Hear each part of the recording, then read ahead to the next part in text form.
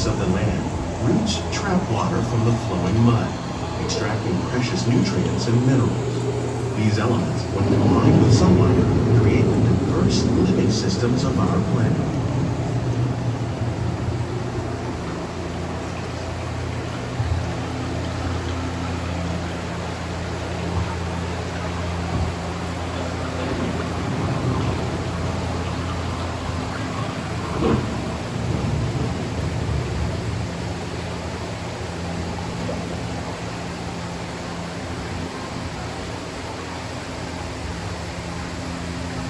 One of those living systems is the rainforest, home to the most amazing concentration of life on our planet.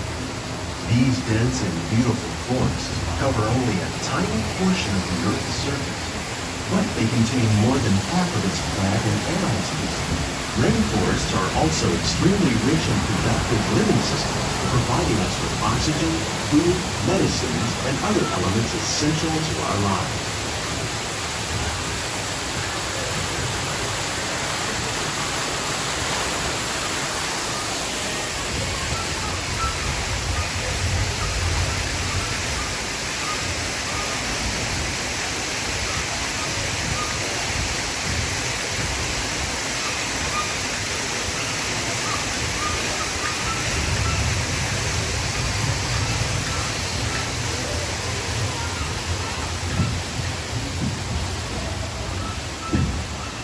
In the desert, nature has created a very different, but no less beautiful living system. And while this arid landscape may seem lifeless, it is very much alive. The plants and animals that have learned to survive in these harsh conditions make use of what little water they can find and avoid the scorching rays of the relentless sun.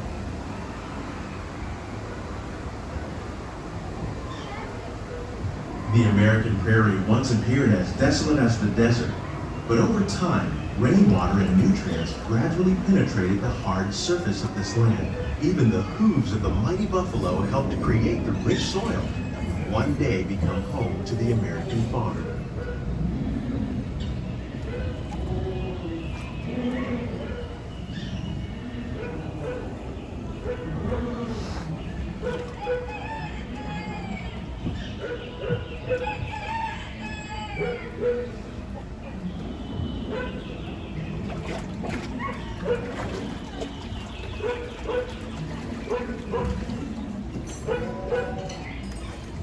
Of all the forces at work on the land, humans have had one of the most profound effects. The need to produce food for a growing world led to the enormous use and sometimes overuse of the land. In our search for more efficient ways to grow food, we often fail to realize the impact of our methods.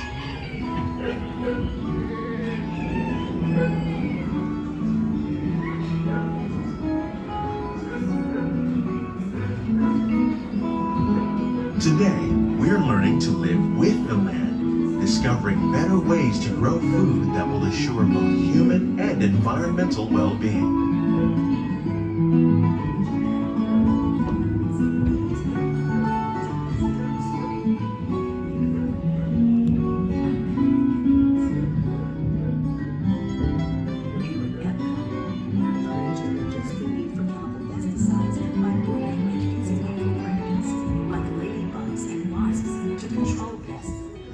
In the farmlands across America, we're learning that by plowing under vegetation containing natural fertilizers, we can enrich the soil without the use of chemicals. In arid regions, we're learning to produce food on desert seacoasts by developing and planting crops that thrive on salt water. In Japan, we're learning that by mixing leaves and other living materials into our soil, we can make farmland more fertile without the need for chemicals. Here at Epcot, we're learning to reduce the need for chemical pesticides. How will we meet tomorrow's growing needs for food production, yet still respect the needs of the land? Some of the answers are being discovered just ahead. To help us maintain these carefully controlled ecosystems, and for your safety, please remain seated in your boat at all times.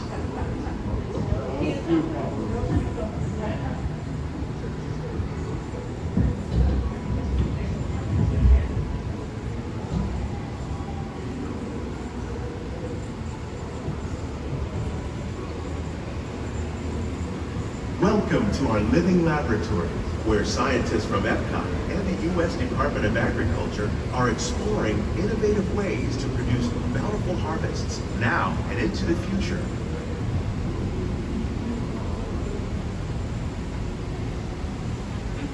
The tropics are home to the greatest diversity of plants on the planet.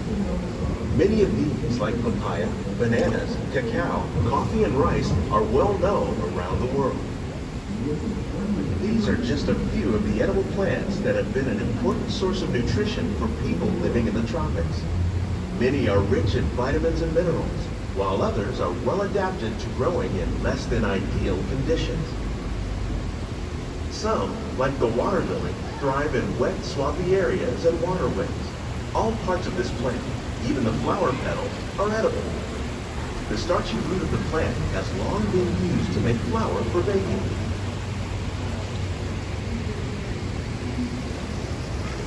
One day, many of these lesser-known tropical plants may be as important as the bananas growing on both sides of the boat. More than 28 million tons of bananas are eaten annually, making it the most popular fruit in the world.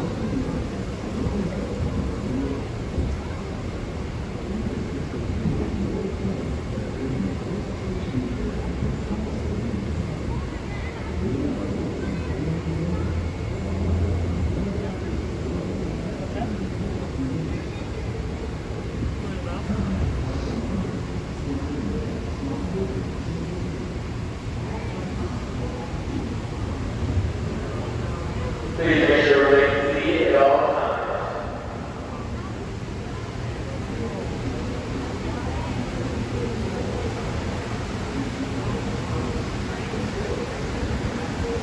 When we mention farming, you probably don't think of fish. But fish farming, or aquaculture, accounts for nearly half of all the seafood consumed globally. Tilapia, bass, and catfish, like the ones you see here, are three of the more popular crops raised by fish farmers. The sustainable system we're using here recycles the water in the tanks. As a result, we're able to save millions of gallons each year. Our small fish farm produces nearly 5,000 pounds of fish each year to serve in restaurants around Walt Disney World. Innovations like this one can play an important role in our efforts to produce bountiful harvests and still protect natural resources.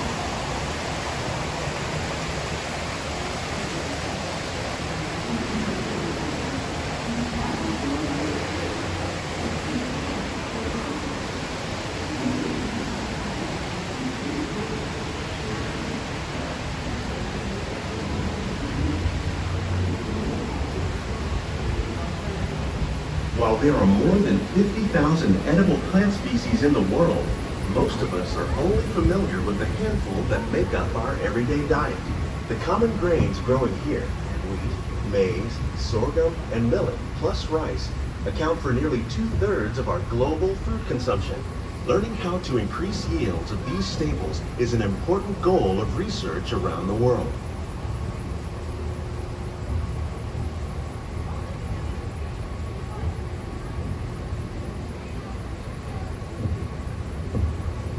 These plants are definitely on their way up.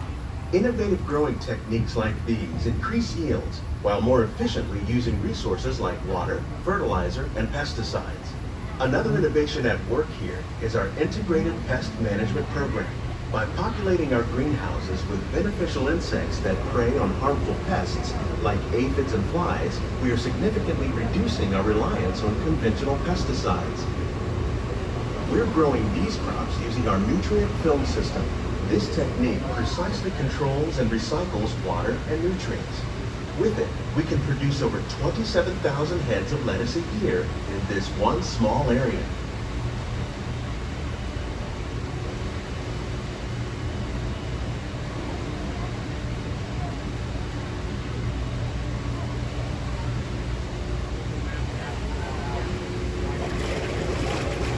Some of our best ideas have been inspired by nature, like these fruit and vegetable trees. By growing these ground plants vertically, we can increase yields and better control diseases.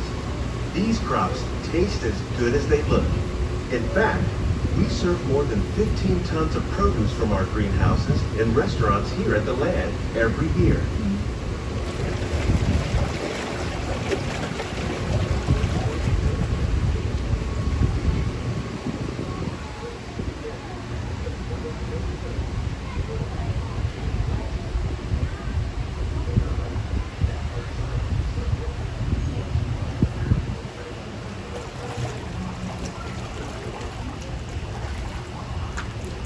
The future of agriculture may include innovative ideas like this vertical growing system. Plants grown in this way use a fraction of the space required by traditional growing methods. That saves water and increases production. The aquaponics system on your left combines hydroponics with aquaculture.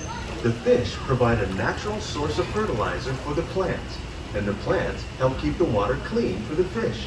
It's another great way to produce more while using less. In our lab, Epcot scientists are working with the U.S. Department of Agriculture on a number of innovative projects. The goal of these efforts is to produce higher yielding and better quality plants.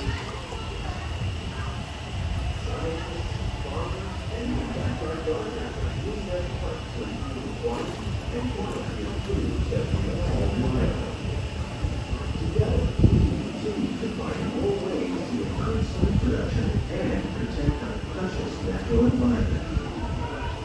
Only then will we truly be living with the land.